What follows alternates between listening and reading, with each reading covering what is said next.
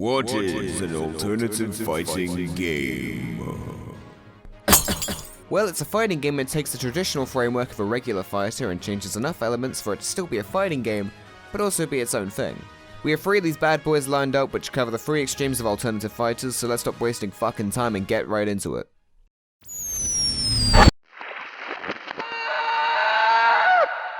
Lethal League is like any other fighting game, except you can't fucking attack each other! Instead, you're left with this ball, which is your only means of Blood sport. You have to hit it to rack up speed and deal all the damage to the enemy. The faster it is, the more damage dealt. Pretty simple, right?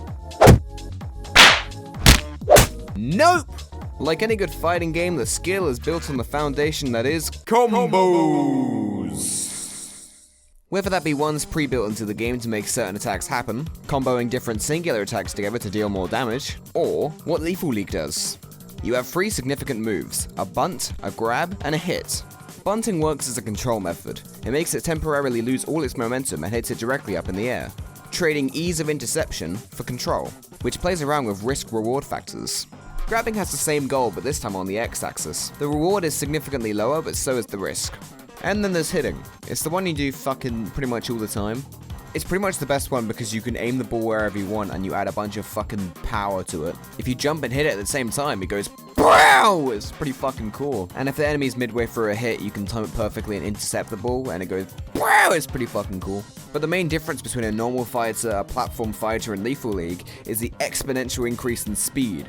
It really makes you feel like a ball! Speaking of speed, what the fuck are these numbers and what do they mean? Alright, quick fire. This is how fast the ball's going. This is how long the match's been going on. This is the current song that's playing. Next! Did I hear alternative fighting games? I'm assuming you've gone over the best one then? Lethal League? No, Smash Bros. Well, Quiet. Nate, what the- Nate!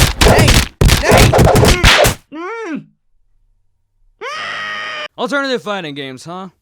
Naturally, I'm gonna take over and assert my dominance as a loser, so let's discuss Smash Bros.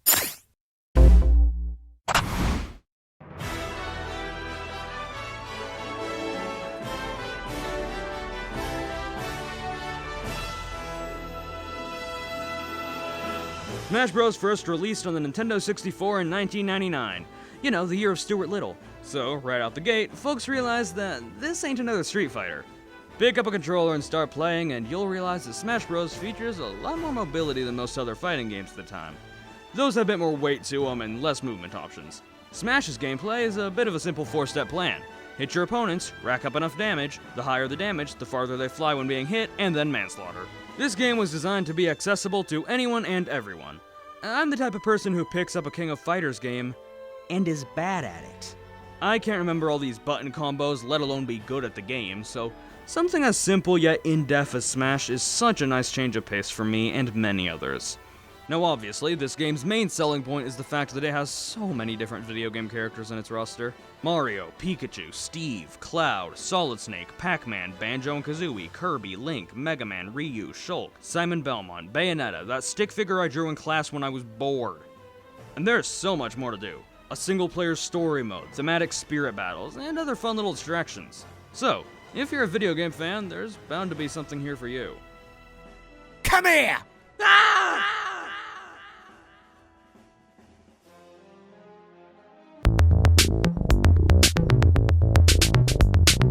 If Smash is a fighting game with party elements, then Stick Fight is a party game with fighter elements. Stick Fight's an interesting one because unlike League or Smash, it's difficult to go in-depth on its mechanics because it lacks in-depth mechanics. This game's loose, it's floaty, one of its main mechanics is chance and fucking field manipulation. That's already giving it a lot of technical praise on its own, but remember, this isn't the kind of game you can sweat 1,000 hours in and get fucking godlike at. But it makes up for all of this in just being a fucking good time! If you can't tell, I'm kind of buying for time here because there isn't much to talk about mechanics-wise. Okay, fine.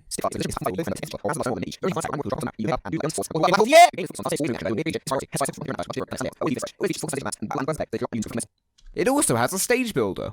You know what also has seemingly simple mechanics with weapons that drop on the ground which change how you attack? Why, this transition, of course.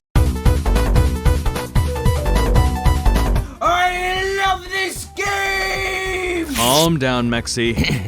Yeah, sorry, Fetus Nate. What? Guh-Huzzah is my go-to platform fighter. Not even kidding. If we're looking at alignments here, Stick Fight is a party fighter, Smash is a fighter party game, and Guh-Huzzah is a fighter.